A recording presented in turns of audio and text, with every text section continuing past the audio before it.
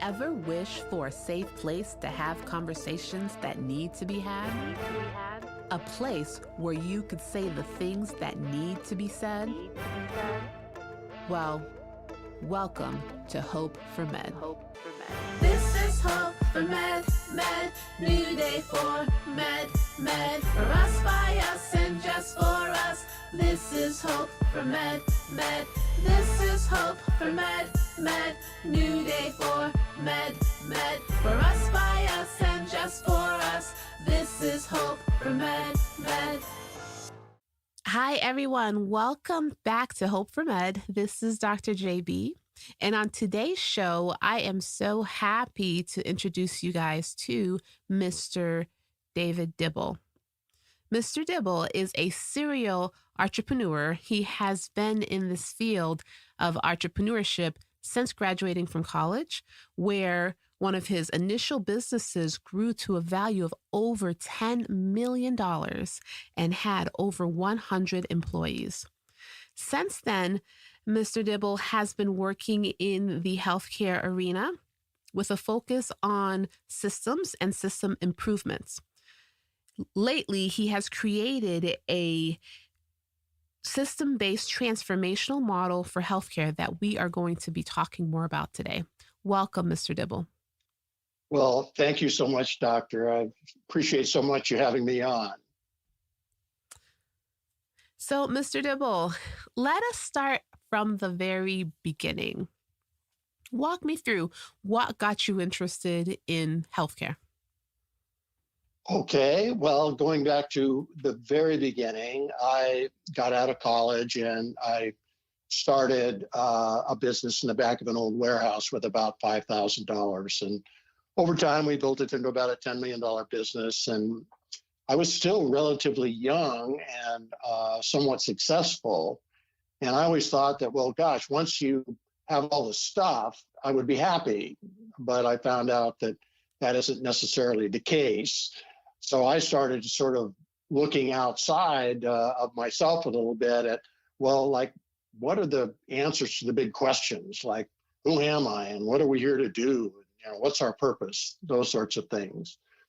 And that took me into the arena of systems improvement. I started studying some of the great quality people, the pioneers at the time, and became an expert in systems-based quality improvement, and then later in systems-based transformation. And I applied it in my own company, and we benefited tremendously from that. And then after leaving the company, I started doing consulting and training using some of these models that had been created by some of the greats in the area of quality, people like W. Edward Deming and Joe Duran and Peter Senge at MIT, people like that. And in 2005, I got a call from a hospital, and they were having a lot of problems, and they asked if I might be able to help them. And I said I thought I could. And but I made a kind of a deal with the CEO. I said, if we're successful, I'd like to write a book about it. So that was my first venture, into healthcare. And we had a lot of success. And I wrote a book called The New Agreements in Healthcare. This was in 2006. And for whatever reason, most of my work has been in healthcare ever since. So I have a question for you. You hear a lot of talk about, oh, healthcare is so broken. The system is broken. What are your thoughts about that? Is it really broken? Yes, it's really broken. And particularly on the front lines where care is actually delivered. Almost all of my work is on the front lines. And so we're actually down in the trenches working with the nurses and the doctors and the support staff. And it's as broken as any industry that I've ever worked in. And I've worked in a lot of them. And the thing about systems is, for the people that work in them, they're completely invisible. In other words, if you go in and you talk to the physicians, you talk to the nurses who are working in these systems, they literally, they can't see them. And so It just becomes how we do things around here. And so you'll see that healthcare in many ways has become one giant workaround. So you've got these systems that are really broken. And so what are care providers doing? They're basically working around those systems to try and deliver the best care possible for the patients. But that's, of course, incredibly stressful. And this is actually the primary root cause of, the pandemic that we're seeing of burnout in both providers and nurses. So we've got a huge systems problem. It's basically invisible to the people that work in it in healthcare, but it's there nonetheless. It's interesting that you say that it's invisible because we definitely feel it, right? And, as an emergency room physician, I take care of these patients and I know the system is broken. I know that a lot of these patients that come in and see me for issues that really their primary care doctor could handle, they come to me because they're not able to get in with their primary care doctor or get the follow-up that they needed, et cetera, et cetera. So when you talk about the system being broken, can you elaborate a little bit more in terms of what you're seeing from your end? Well, let's talk just a second about what's going on with the primary care doctors. If you look at healthcare in general and you look at kind of how it has evolved over the last, say, 30 years or so, what we see is that in some ways it's sort of cannibalizing itself.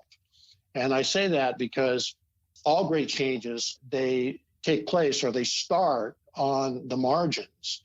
And so if we look at healthcare, the margins of healthcare and sort of like the first line of defense in healthcare are primary care providers and rural or community hospitals.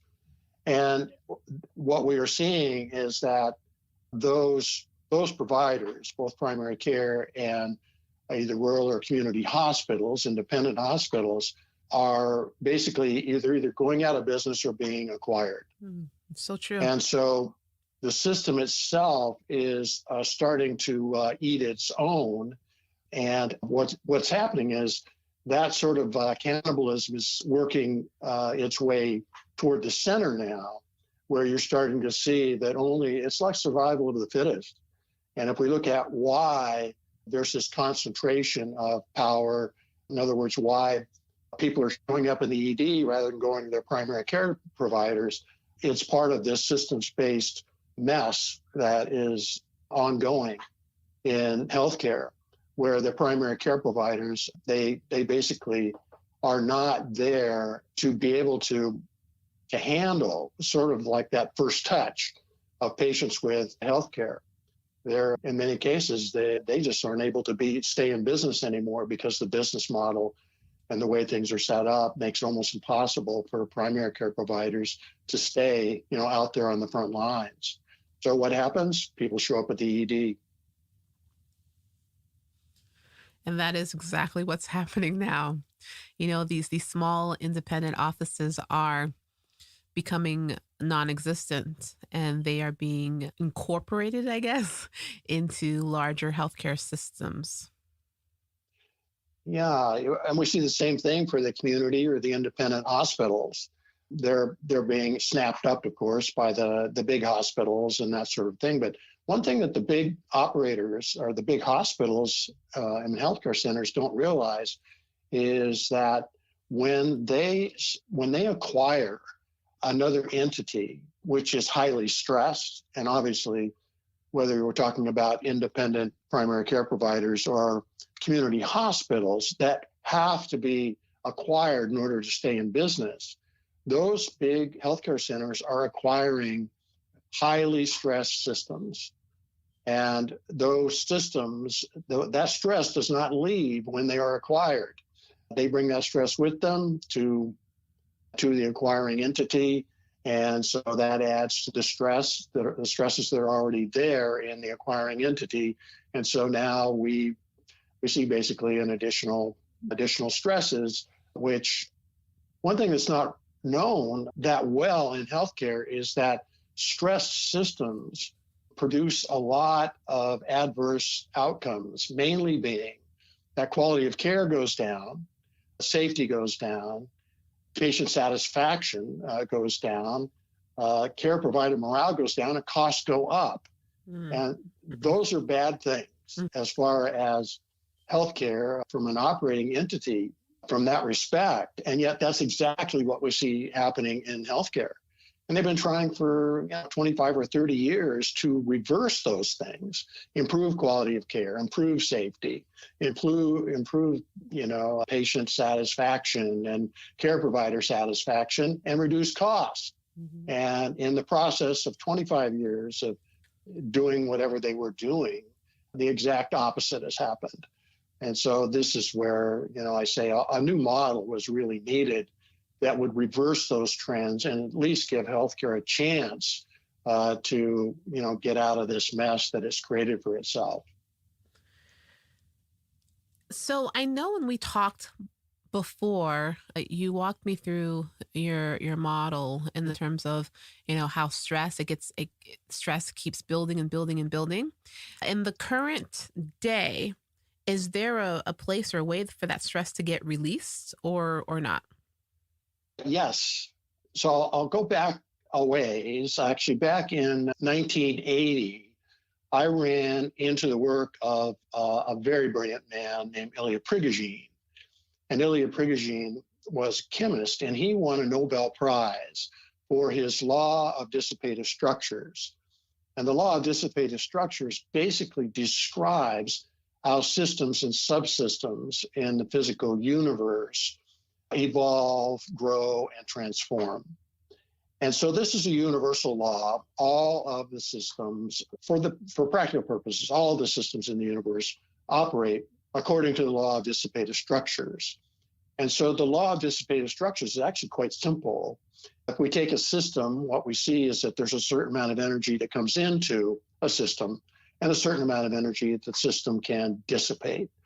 And as long as those two, the flow of energy both in and out are approximately the same, then what you have is a reasonably stable system. But when a system resists change in a changing environment, it requires more complexity, and that complexity requires more energy coming into the system than the system can dissipate. And so now you have more energy coming in than can go out, and this stresses the system. So this is natural, and this happens every time a system resists change in a changing environment. They become stressed. And what happens is, unless the system transforms, these stresses continue to build until finally they get so great, the system can no longer tolerate the stresses, and it flies into a state of chaos, and that later reforms into a completely different system that operates at a higher level, that can handle the increase of energy coming in because it can now dissipate that energy. So that's exactly what's happening in healthcare. It's been resisting change for a long, long time in a more rapidly changing environment all the time. And so the stresses have been building in the systems in healthcare from both the macro systems, this is, up where we look at healthcare policy and things like that, all the way down to the micro systems where we're looking at how healthcare is actually delivered on an individual basis. And so those systems are now just so stressed that they are getting closer to what Prigogine called reorder. And reorder is a flight into chaos. And so I feel it's absolutely critical that we intervene and create transformation at some level in these care delivery systems prior to them following their natural trajectory, which is to get to reorder or flight into chaos. If that happens, the problems we see in healthcare today are going to look like the good old days. So that's what the new model that we've created is really designed to do, is to create an intervention and actually create transformation in those systems before it happens naturally. And we don't have to go through what will be a very traumatic and dramatic time for healthcare if we have to go through sort of that natural transformation process. And as part of this system, we always hear a lot of people complain about, oh, it's my manager or it's my boss or whatnot. So, what role does your supervisor play in the stress in the system? It's interesting from the outside, if you weren't looking at it in a systems based way, it would appear that our leadership and management in healthcare leaves a lot to be desired. And in some cases, people will point to their supervisors, their manager, even their leadership, and they'll say, oh my God, I can't stand it. I'm going crazy. These people are driving me crazy. They don't know what they're doing. You hear that all the time. However, when we look at it from a systems-based standpoint, what you see is it's highly unlikely that these people are actually doing any of this on purpose. We know that 94% of the outcomes we get in healthcare, good and bad, are a function of the systems in which people work, not the efforts of people. And this is not well understood by people in healthcare, but it's a fact. So what we have is these, I will call them, these poor managers and supervisors are working in those systems where they absolutely have no chance of being successful in managing and leading and doing that sort of thing because the systems are broken. And so there's no way to create the outcomes that they are being held accountable for creating. And so what do? They end up, cracking the whip or telling people what to do or micromanaging or doing all of that sort of thing, when in the vast majority of cases, the things that they are, trying to do are really a function of the systems as well. So now we have stressed out care providers, stressed out supervisors, stressed out managers, stressed out leaders. And in most cases, these people are in the same boat as the people that they're leading and managing. They just can't win. Mhm. Sounds like it's a pretty tough position to be in. And so, how do we change it? The only thing that will really work is to go in and intervene and create genuine transformation in the care delivery systems. See, when we create that transformation in the systems, what happens is we reduce the stress on the systems. And of course, now we reverse. I talked about what stress does in systems as far as creating, the worst possible outcomes for healthcare, including for providers and for leaders and managers. So we basically take the stress out of the systems. We get the systems so they're working better. And so now we're getting the outcomes that we want. And now all of a sudden you find out that, you've got leadership and management that appears much better, much more competent, much more able to, support the people that they're working with and so forth. And so we get the best of all worlds. And that I think is what's really going to be necessary, because there's so much stress in the systems now that the systems themselves are burning up the people that have to work in them, including the physicians, including the nursing staff and support staff. And that's where this, pandemic of burnout is coming from. It's from the stress, both long-term and short-term, that has built up in the systems for care delivery. Yeah, I agree with you 100%. With Hope for Men, it was created to provide wellness solutions for healthcare professionals working in this system, in this environment. And with the creation of this company, I came into it eyes wide open, right? I know that there is a room for self-care in terms of improving your experience in your day-to-day. That's not a huge percentage. If I had to just put a number on it, I would say really, truthfully, it's maybe 20% of the problem. But the rest of the problem, the 80%, really is the system and the environment in which healthcare professionals find themselves working in. And so what we're talking about today is extremely important. Yes, I think it is. If we lose or continue to lose at the rate we are losing, our best and brightest in healthcare I'm not sure that the system can survive intact for an extended period of time. One thing about the law of dissipative structures is that it sort of predicts when we might see sort of this flight into chaos.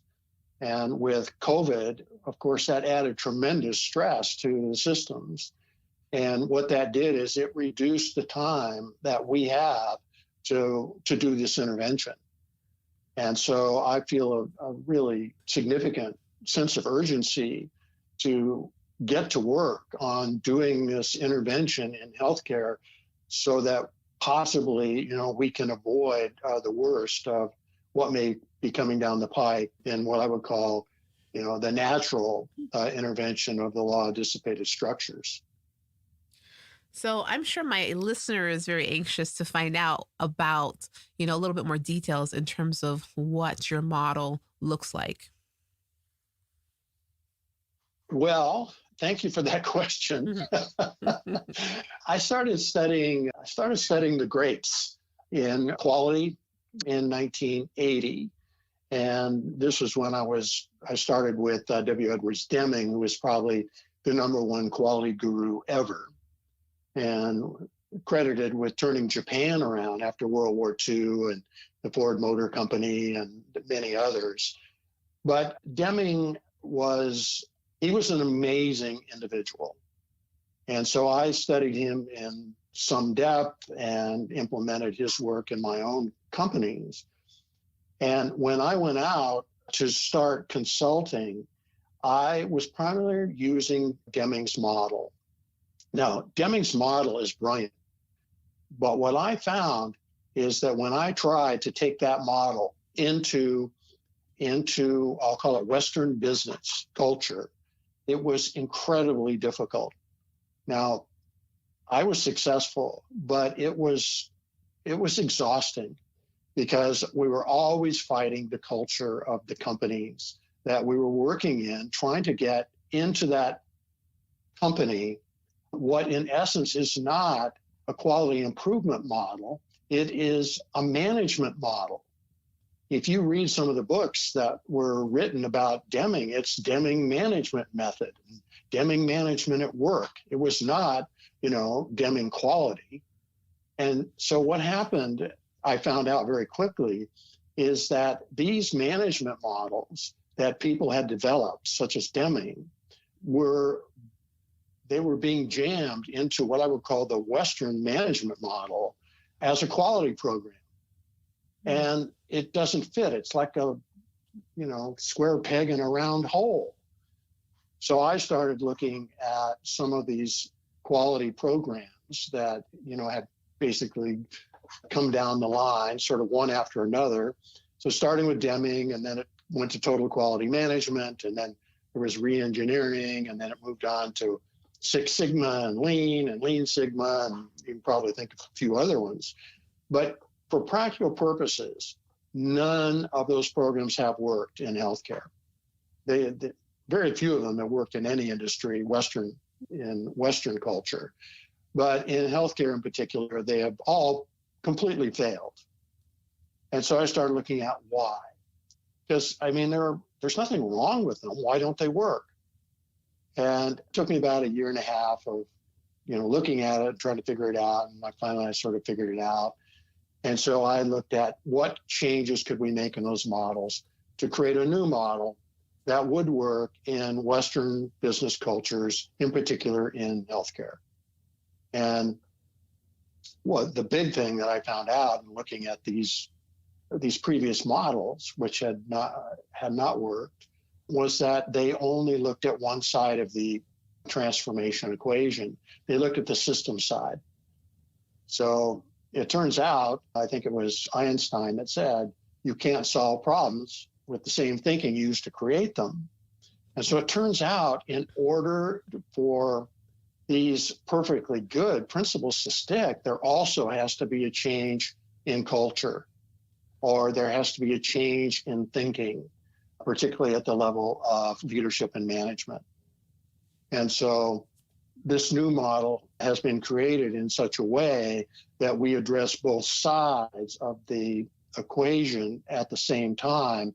We do systems improvement work, and at the same time, we also look at expanding people's thinking so that it will become supportive of the systems change, as opposed to, as we see, if we don't do that work, even good systems work will be undone by people who basically fall back into their comfort zones and undo any good systems work that's been done. So this model takes both into account, and we do both at the same time. And luckily, the law of dissipative structures is on our side. So we use the stresses in the systems to speed transformation at both the systems level and at the level of thinking. As it turns out that the mind, too, is also systematic and responds very, very well to some of these systems tools, systems improvement tools that we've created.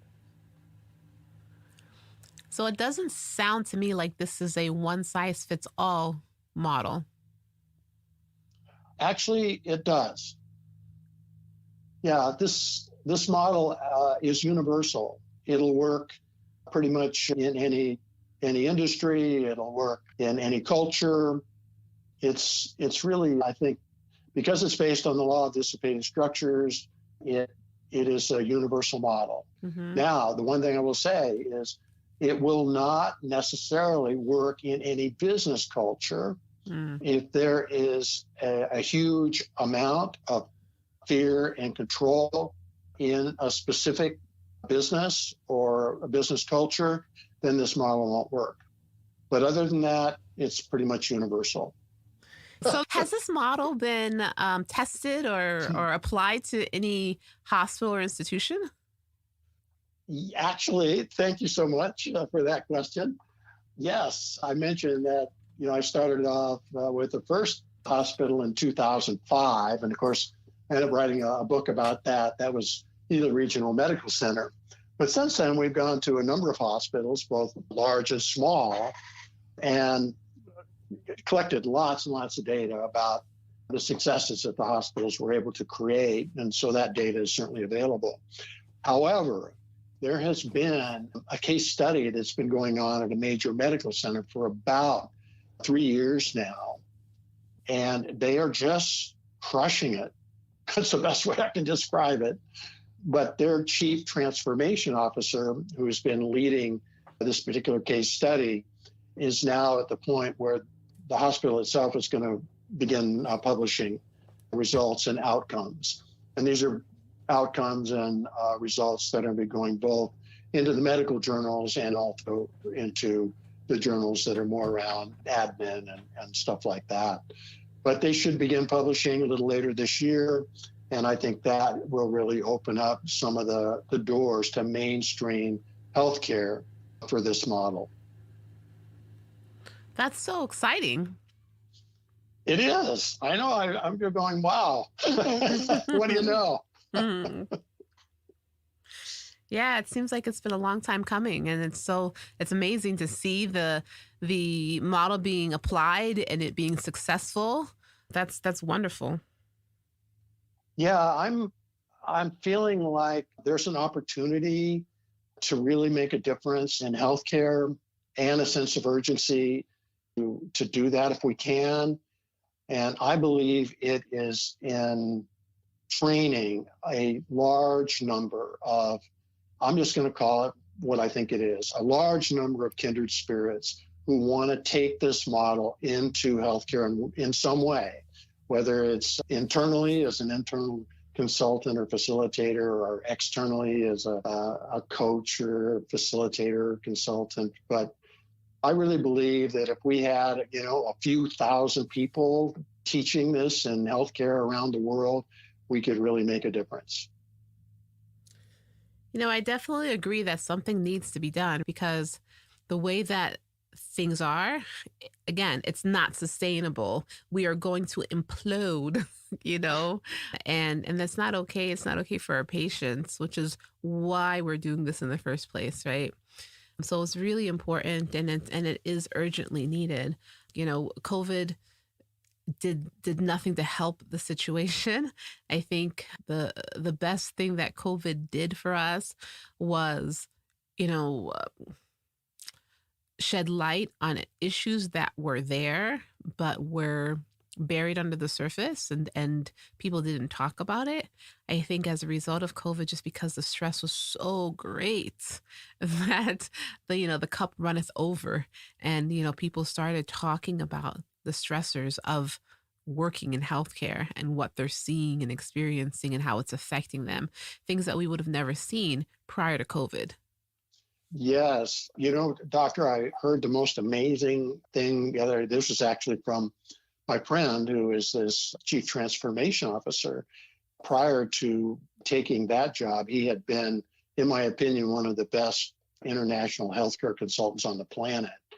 And so he's in contact with some of the best healthcare consulting people anywhere.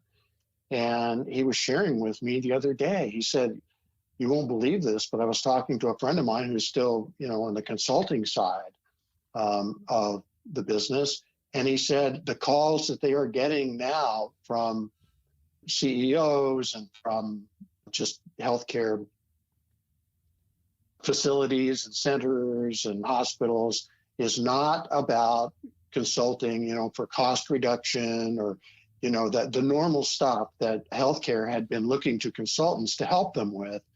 They are now calling about employee well-being. Mm-hmm. And they are now waking up to the fact that if they don't get their arms around, this burnout issue, they're really going to be in deep trouble.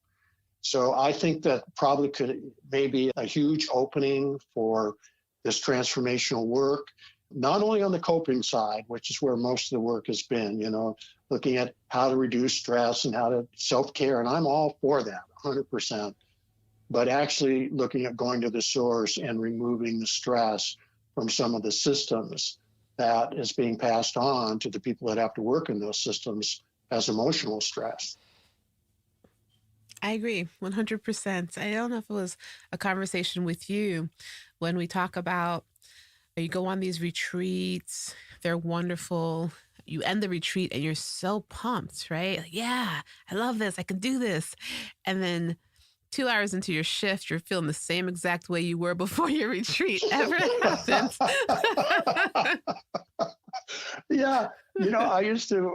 I was talking to people about why transformation it's two halves, and they're both equally important. One half is systems and one half is people. In other words, working at the level of thinking, and they both have to transform. But the two examples that I use of why it's an integrated whole, one of them is that, of course, that you've got to do the systems work, because 94% of the outcomes are in the systems. If you don't do the systems work, you can't change outcomes. But the other half is on the people side, when we look at retreats and team building and, EQ and servant leadership and all those sorts of things, which I love and support. But what you see is that when people go on these retreats and they feel great and they get to know people at deeper levels and they come back, if you haven't done the systems work, the outcomes are still the same. The stresses are still the same. And so very quickly, those good feelings wear off. Mm-hmm. And so this is the reason, and this is not well known either, but leadership training, according to Deloitte, only has a 2% return on investment. And so the reason is because there's no systems work. And if you don't do the systems work, you can't change outcomes. So now what we see is these two halves of the whole, that they must be integrated. We have to do that work around making people better and expanding their thinking and that sort of thing. But we also have to do the systems work and vice versa. So, yeah, that's where, we could really get an ROI for doing leadership trainings. We just add the systems piece. Mm-hmm. Mm-hmm. But it's Anyway, interesting how you say that the systems, it's invisible. So how do you make it visible? How do you fix something that's invisible? well, that's where the tools come in. We developed a set of 7 tools. And actually, the first 3 tools are, I think, we call it 3DPS, which is 3D problem solving. But the first 3 tools basically make the systems visible. And it's not only that they make them visible, but it's the way that they make them visible.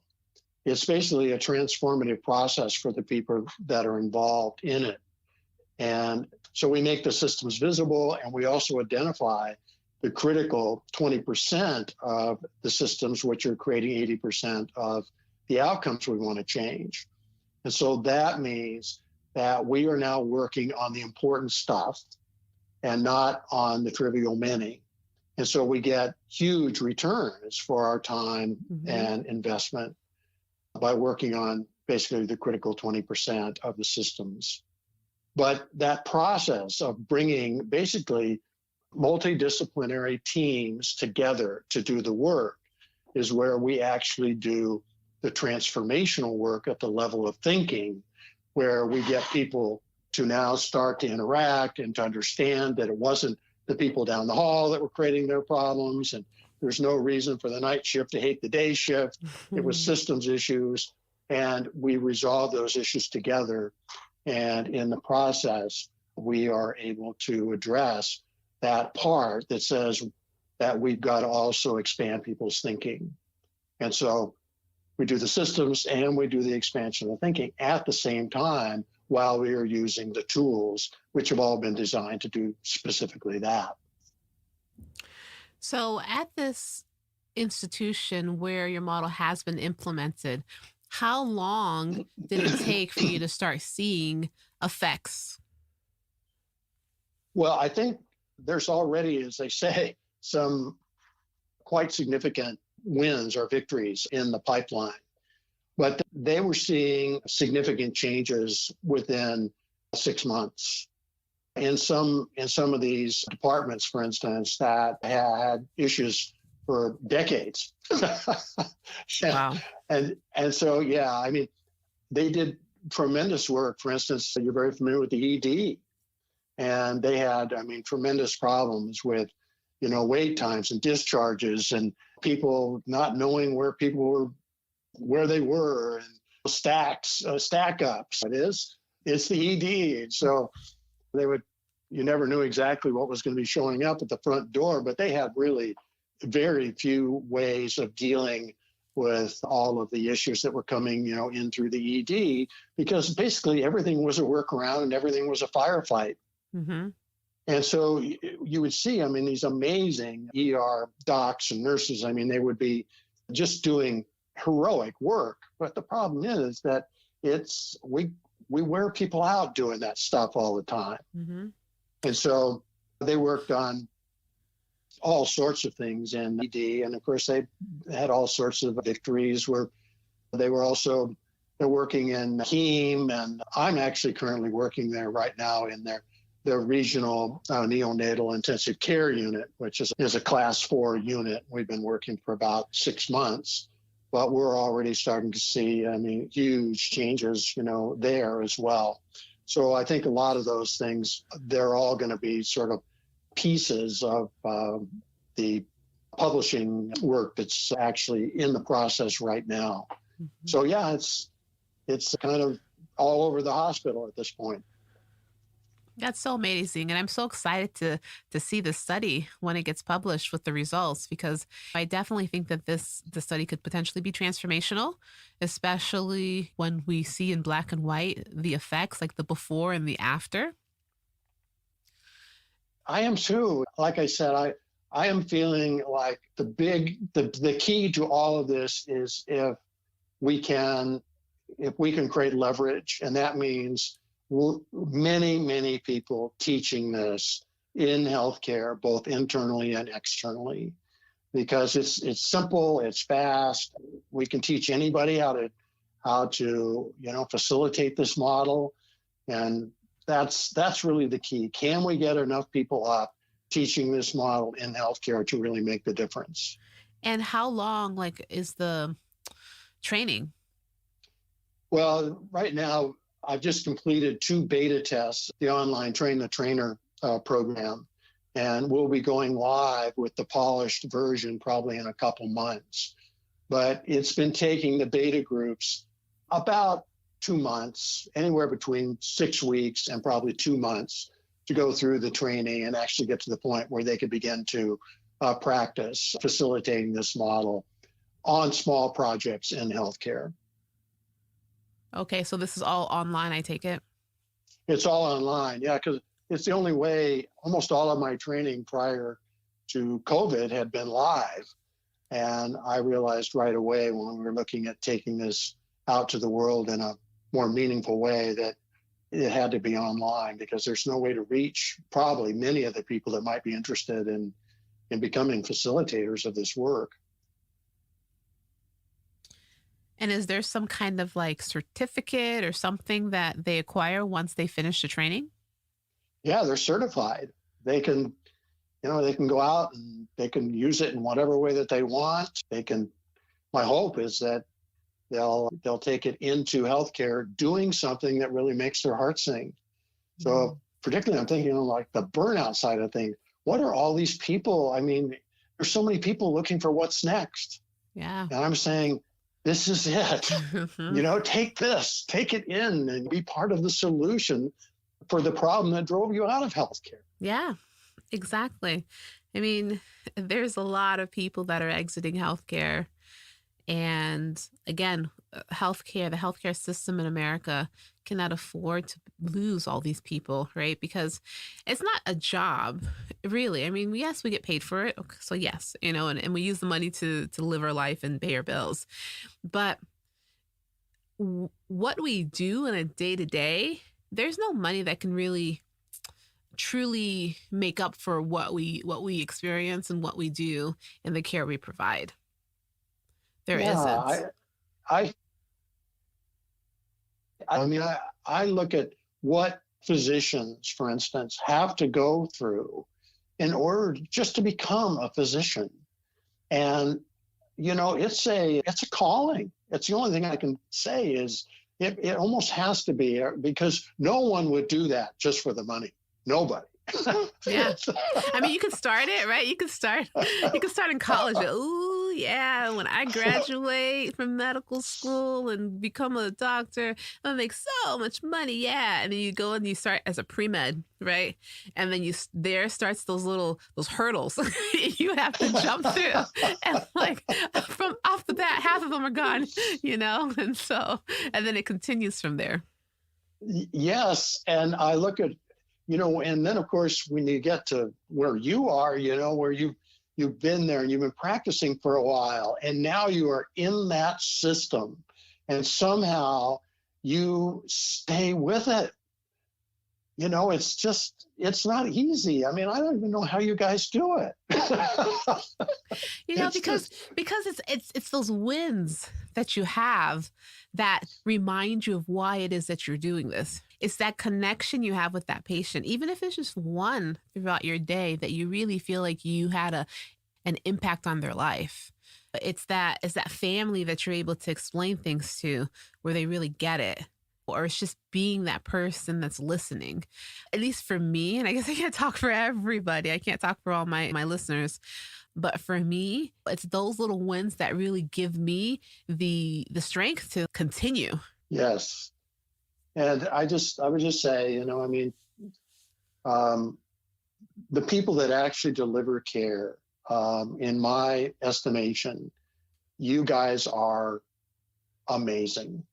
So I'm talking about really, I've got to the point where I have such a big place in my heart, even for the people that make up the beds and the people that, that are doing the support work. It's just this really amazing work, and it's so wanted and needed. And probably the most satisfaction that I get out of the work that I do is seeing the people in healthcare light up when their light goes back on, the nurses and the physicians and the support staff suddenly realizing, oh my God, I really can make a difference. I really can make a change. My voice, I'm being heard maybe for the first time in a while. Mm-hmm. It is. I actually describe it in one of my books as like popcorn. You watch people when we're doing this work. Here we are, we're just doing the work. And all of a sudden you'll see them like pop into like, a little bit of expanded thinking. And all of a sudden they realize, oh my gosh, I'm actually going to be able to do this. I'm going to be able to make a difference. And I see things a little differently, maybe with a little more optimism. So I don't know. I love that. It's part of what, brings me to the work every day. Yeah. And the population that you're targeting really is the population that can actually be effective in terms of making the change, because they're living it, they're experiencing it, and they know their pain points. Yes. And you look at all of these failed programs and so forth that have been going on for 30 years. They're all top down. The admin brings them in and there's a big fanfare and everybody's all excited. And then they bring in the experts and the consultants come in and they go down and they start trying to tell the people where the work is actually supposed to be done what to do. Exactly. And the people down there wait it out. They go, yeah, well, here's the next flavor of the month. And this too shall pass. And it always does. So the work, that's one of our tenets, is that the work has to be done bottom up. That's right. Now you need the support of top management, but you don't need the kind of support that you need for the top down type stuff. You just need them not to be barriers. Exactly. Sit back and let us handle it. Please, don't do your natural thing, which is to try and control everything. And, anyway, it's got to be bottom up. And so that's part of the model too, is we work bottom up. Mm-hmm. And that's exactly it, because the people that are working boots on the ground, experiencing the reality of the situation day in and day out, they're extremely intelligent. They think outside the box. They're problem solvers. We're used to doing workarounds and passionate. We're the ones that are seeing the expressions on our patients' faces. We're the ones that are interacting with both the patient and the families. And we're doing this work because we want to make a difference. Yes. And because we actually do, we love the patient experience. We want our patients to have a good experience in the hospital. We're not at odds with that. Of course, we want them to be happy and want them to be satisfied with their care, et cetera, et cetera. But part of that satisfaction doesn't mean providing them services that they don't necessarily need or giving them medications that they don't necessarily need. And we need to have that space to be able to make those decisions ourselves also. Yes. Well, you can see, those issues, you see this probably more clearly than I do. It's baked into the system.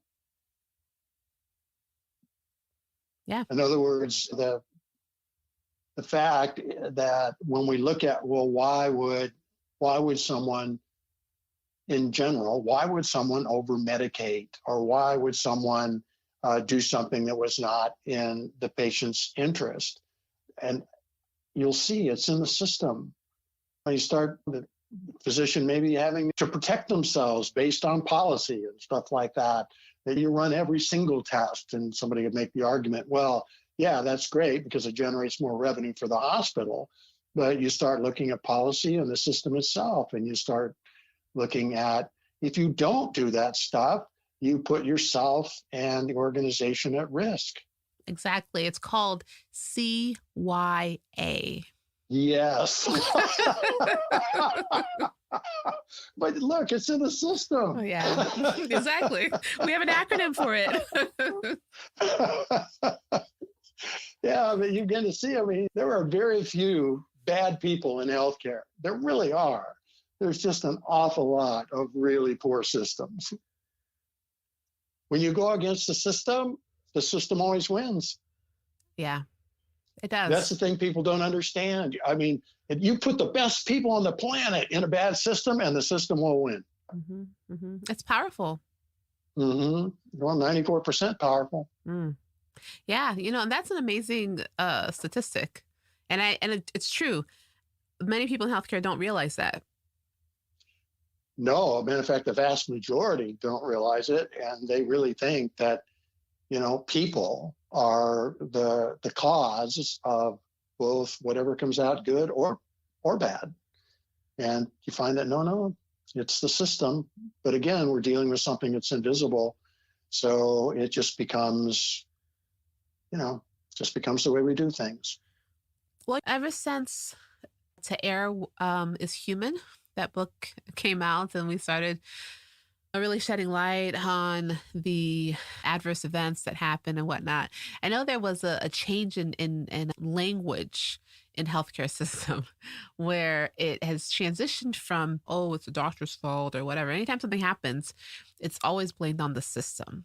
It's the system. There was something in the system, Um, Mm-hmm. and then they go ahead and do this analysis to try to find the cause analysis and try to find what was wrong with the system that can be um, adjusted to prevent similar errors from occurring. Yes, but doctor, the big problem is that the systems don't change. Exactly.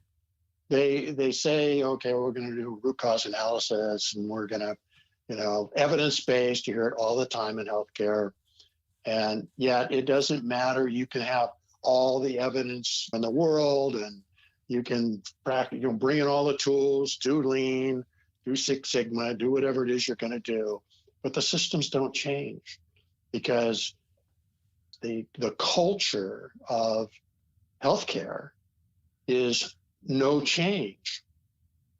It's so difficult to actually get to the point where you can change anything unless you work at the level of culture of thinking too.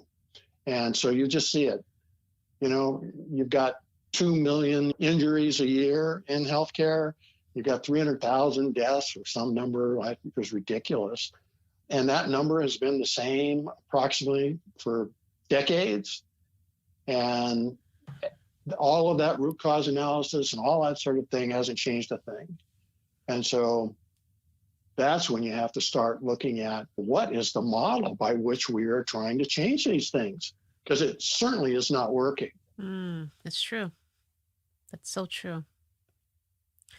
And the people that are on the ground are feeling those effects.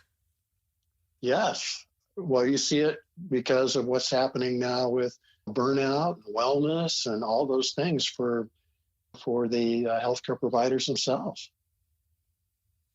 And again, if the system that the healthcare professionals find themselves working in does not change, this is not going to work. We're going to continue having this burnout epidemic that's going to continue to worsen. Yes, and the thing is, see, I had a sort of a mentor, early in my career, a guy named Buckminster Fuller, and Buckminster Fuller was a great genius and just probably one of the greatest humanitarians who ever lived. But he called it accelerating acceleration, and that's exactly what we are seeing in the levels of stress in healthcare with the burnout of care providers. Mm-hmm. See, when they are the workaround artists, and without them there to work around the systems, that puts more stress into the systems.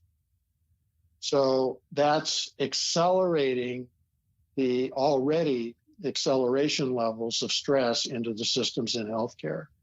And of course, as we continue to add stress at an accelerating level to those systems, we move ever closer to a reorder event.